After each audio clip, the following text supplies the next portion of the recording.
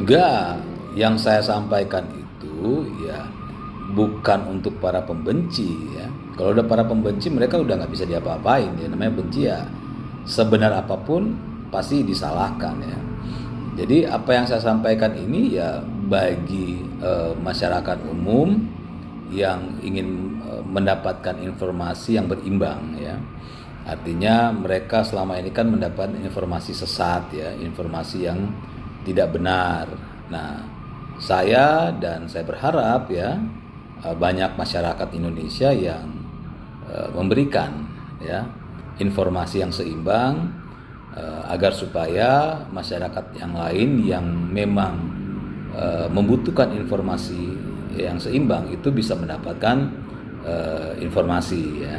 Jadi bukan untuk para pembenci. Kalau mereka begini, para pembenci itu sebenarnya tahu ya bahwa apa yang mereka sampaikan itu adalah sebuah kebohongan. Apa yang mereka sampaikan itu adalah sesuatu yang nggak benar ya. Karena bagaimanapun para pembenci itu ya punya akal, pikiran dan rasa kan. Cuma kan karena memang tugasnya mereka harus mencari ya kesalahan, kalaupun nggak ada ya diciptakan kesalahan itu. Makanya banyak sekali kan penyebaran hoaks di mana-mana karena mereka tidak menemukan ada celah. Akhirnya untuk menuntaskan kebencian ya mereka harus menciptakan hoaks ya, dimana seolah-olah misalnya Pak Jokowi melakukan ini dan itu padahal itu tidak pernah gitu kan, atau misalnya Pak Prabowo melakukan ini dan itu padahal Pak Prabowo tidak pernah melakukan itu. Jadi mereka memang menciptakan ya agar supaya kebencian itu menular. Nah, jadi kita ya orang-orang waras ya jangan membiarkan, jangan menunggu ada orang lain, jangan menunggu misalnya saya yang menjelaskan, jangan. Pokoknya selama kita tahu, kita bisa menjelaskan, meluruskan ya kita sebagai warga negara yang baik harus meluruskan agar supaya tidak banyak orang-orang yang menjadi korban yang mempercayai informasi sesat yang diberikan oleh orang-orang sesat. Gitu ya. Padahal udah berkali-kali gue jelasin, masih juga nggak ngerti ya. Jadi gini, gue ulangin lagi ya. SMK itu gimana? Ya tanya sama SMK gitu kan. Kan itu kan bukan produksi mobil nasional, bukan milik negara gitu ya, bukan perusahaan negara ya, bukan BUMN, itu swasta. Jadi silakan tanya kepada SMK-nya ya. Kalau pemerintah ya hanya mengendorse ya yang namanya produk buatan anak negeri ya di-endorse. Cuma kalau sampai perusahaan itu ya belum bisa ya maju, belum bisa memproduksi banyak ya jangan salahkan pemerintah. Jadi silakan tanya kepada SMK-nya. Ya jelas ya, jangan ditanyakan lagi SMK gimana. Terus investor IKN, ya kalau punya, makanya saya kadang-kadang bingung ya, orang-orang punya kuota tapi menyampaikan pendapat itu dia tidak cek dulu gitu kan. Bagaimana IKN, bagaimana investornya. Ini sudah jelas-jelas investor IKN sudah ada, IKN-nya juga sampai detik ini masih berjalan dengan baik, prosesnya pembangunannya masih berjalan, dan setiap setiap tahun ya kalau kita lihat dari 2024, 2025 itu perkembangannya semakin baik gitu kan. Terus lapangan kerja gimana? Ya lapangan kerja nggak gimana-gimana, lapangan kerja masih ada. Ya kita misalnya hari inilah ya kita bisa lihat berapa banyak, kalau kita bisa data berapa banyak orang yang diterima bekerja. Ya kita bisa melihat berapa banyak orang yang membuka usaha baru gitu kan. Jadi kalau bicara lapangan kerja gimana? Ya nggak gimana-gimana, ya. Lapangan kerja masih ada, ya. Lapangan kerja masih terbuka dan setiap hari ada orang yang melamar kerja dan setiap hari ada orang yang diterima bekerja. Jadi apa yang Anda mau tanyakan dan permasalahkannya itu apa? Nggak ada kan? Ya makanya saran saya kalau ingin berpendapat baca-baca dulu lah gitu. Oke? Ya memang nggak ada ya. Jadi gerakan bendera One Piece itu bukan gerakan dari rakyat bawah. Itu adalah ya provokasi dari elit ya, atau provokasi dari orang-orang yang memiliki kepentingan yang buruk bagi negara ini, lalu disebarluaskan melalui media sosial ya.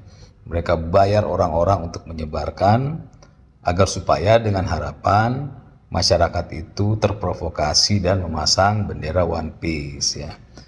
Ya, faktanya ya, makanya ketika dalam sebuah wawancara dengan salah satu narasumber, saya tanya ya, dia bicara mengenai One Piece ya, dia bilang oh apa namanya menyerukan untuk memasang One Piece ya.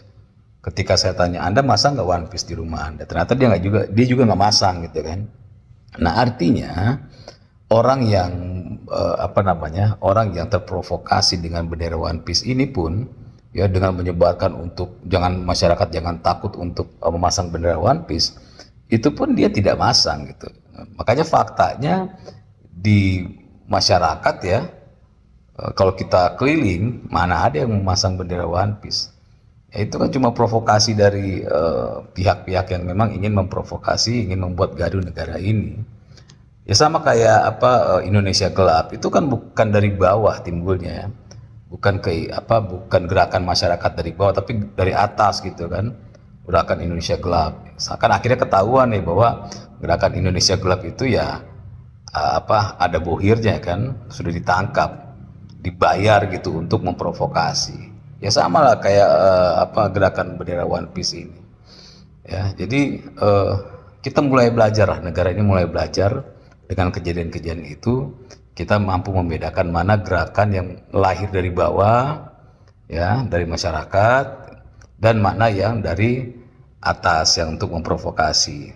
Ya semakin banyak dengan provokasi ini ya semakin banyak belajar ya negara ini. Ya termasuk kayak kemarin itu ada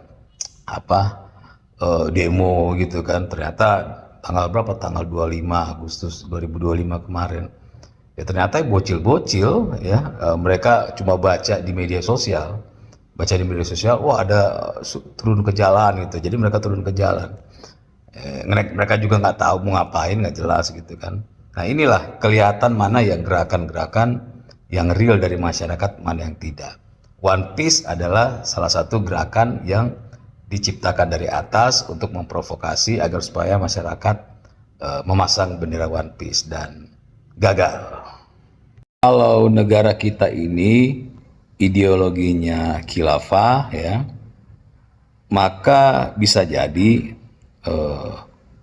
pemerintahannya meminjam ya, berhutang ya, untuk membiayai atau untuk memberikan uang hutang itu pada koruptor. Sangat mungkin karena di negara yang berideologi khilafah itu semau-maunya sang pemimpin ya. Apa yang dia sampaikan itu adalah hukum. Jadi anti terhadap demokrasi. Nah, kalau itu boleh Anda mengatakan seperti itu. Tapi masalahnya negara kita itu ideologinya bukan ideologi khilafah, ideologi adalah Pancasila. Di mana dari Pancasila kita ada yang namanya Undang-Undang Dasar 45. Itu jelas ya bahwa kita ini adalah negara beradab, ideologinya juga beradab, sehingga tidak bisa seenak-enaknya ya seorang presiden maupun DPR ya, sekelompok DPR itu membuat aturan dan kebijakan yang melegalkan uang negara diperuntukkan untuk para koruptor. hutang negara selama ini ya memang digunakan untuk ya membiayai negara ini ya, karena APBN dianggap kurang sedangkan kita harus membiayai banyak hal ya, makanya berhutang. Hutang kita kan saya sudah pernah jelaskan, hutang kita itu untuk apa? Untuk support ya BPJS buat apa, orang yang tidak mampu, untuk subsidi bensin ya, untuk subsidi kesehatan, untuk keamanan, kenyamanan, untuk menekan biaya ya, untuk sekolah ya, membiayai sekolah gratis dan macam-macam ya. Jadi hutang itu benar-benar dipergunakan untuk kepentingan masyarakat, dan hutang itu disepakati oleh Presiden dan DPR.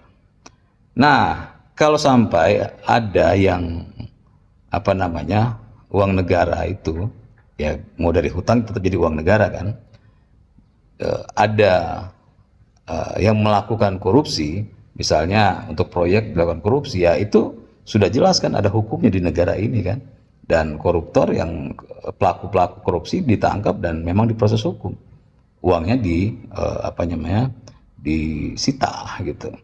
Jadi jelas ya, uang negara itu memang buat untuk negara ini gitu. Ya kalau sebagai warga negara yang baik, kalau urusan apa seperti itu ya, selama tidak ada pelanggaran hukum, tidak melanggar konstitusi, tidak melanggar undang-undang, ya percayakan saja ya. Jadi kan kita sudah memilih ya pimpinan kita gitu, baik presiden, DPR, kepala daerah ya.